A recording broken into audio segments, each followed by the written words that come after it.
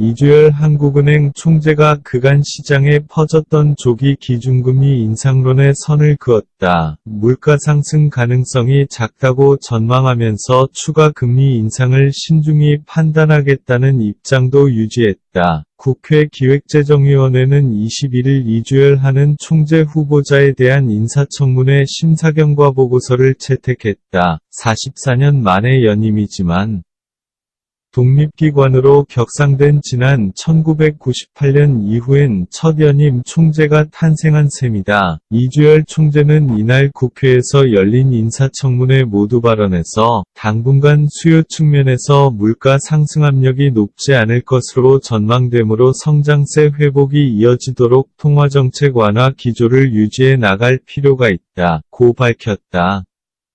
이 후보자는 저출산 고령화 등에 따른 잠재성장률 하락 추세를 고려할 때 앞으로 정책금리가 글로벌 금융위기 이전 수준으로 올라가기 어렵다. 고 덧붙였다. 다만 금리 방향은 인상이라고 못 박았다.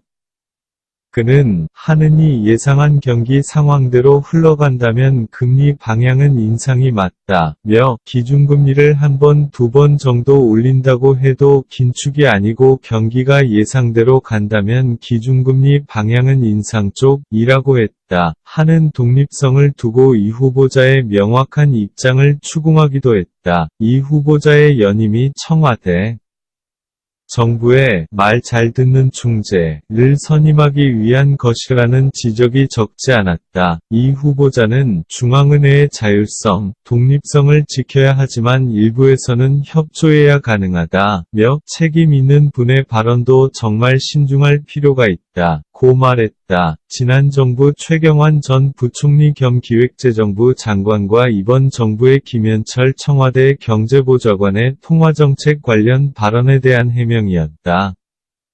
그는 최 부총리 취임 이전에 금리 인하 시그널을 먼저 보낸 것이며 최 부총리가 취임해서 금리를 내린 건 아니다. 라고 반박했다.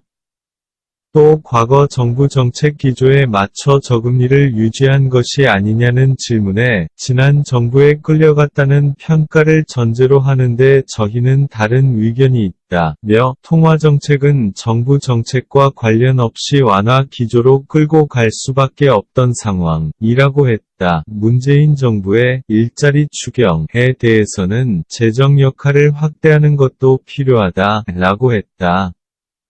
이 후보자는 청년 실업은 현안이어서 조금 단기적인 관점에서 시급히 처리해야 할 우선 과제며 일자리와 관련해서 여러 대책이 있을 수 있지만 상황이 심각하다면 재정에서 여력이 있으니 역할을 확대하는 것도 필요하다. 고 말했다. 한국 GM 철소 사태로 고용난을 겪고 있는 전북 군산에 긴급 자금을 투여할 필요성도 언급했다.